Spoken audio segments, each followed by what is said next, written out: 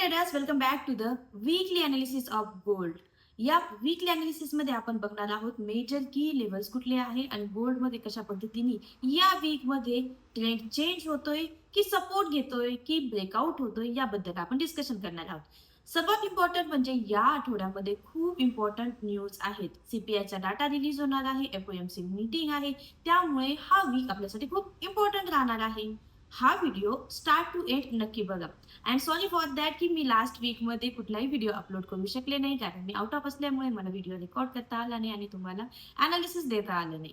I hope तुम्ही तुमच्या पद्धतीने जसं मी तुम्हाला अनालिसिस सांगते झोन्स ड्रॉ केले असेल आणि तुम्ही एंट्रीज फाइंड नक्कीच केल्या असेल.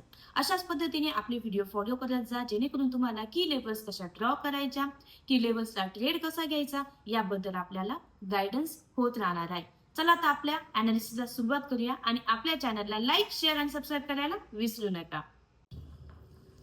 सध्या मार्केट स्ट्रक्चर पाहिलं तर गोल्ड क्लिअर डाऊन ट्रेंड मध्ये आपल्याला दिसत आहे. लोअर लोज आणि हायर लोज बनवत चालला आहे, त्यामुळे आता प्राइस एका इम्पॉर्टंट सपोर्ट झोन जवळ आहे, त्याचबरोबर ट्रेंड लाईन रेजिस्टन्स जवळही आहे.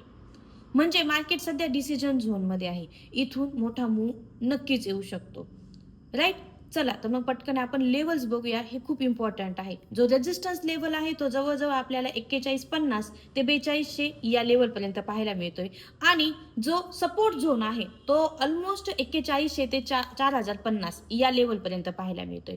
जर 4050 ब्रेक झाला तर स्ट्रॉंग बेरिश मूव्ह होऊ शकतो, आपल्याला पाहायला मिळू शकतो. आणि जर 4200 म्हणजे 4200 ब्रेकआउट झाला तर बुलिश रिव्हर्सल आपल्याला कन्फर्म होणार आहे, राईट.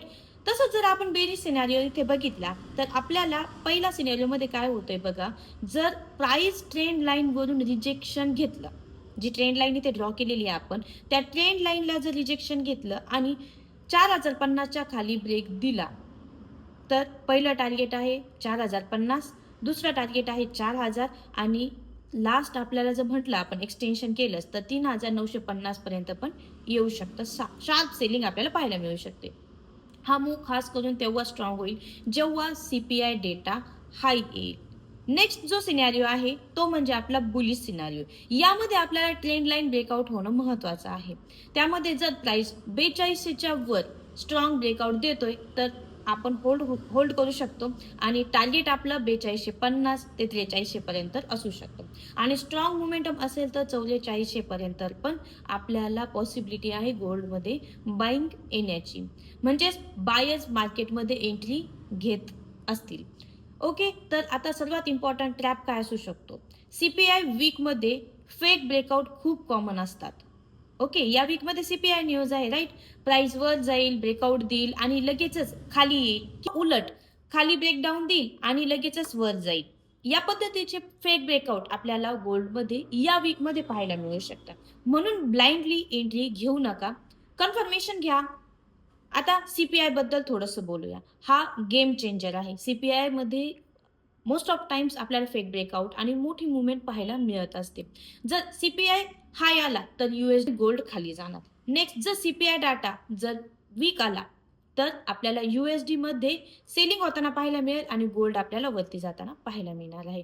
म्हणूनच आपल्याला सीपीआयचा जो पण डाटा येणार आहे, जसं तुम्ही इथे बघू शकता, सीपीआयचा डाटा जो आहे या डाट्यावरती डिपेंड आहे. आणि जर ट्रेंड न्यूट्रल आला तर मार्केट रेंजमध्ये राहू शकतो किंवा फेक ब्रेकआउट देऊ शकतो. या आठवड्यातील बेस्ट स्ट्रॅटेजी काय? ब्रेकआउट प्लस रिटेस्ट वर एंट्री घ्या. न्यूज टाइमला डायरेक्ट ट्रेड करू नका आणि रिस्क मॅनेजमेंट स्ट्रिक्टली फॉलो करा.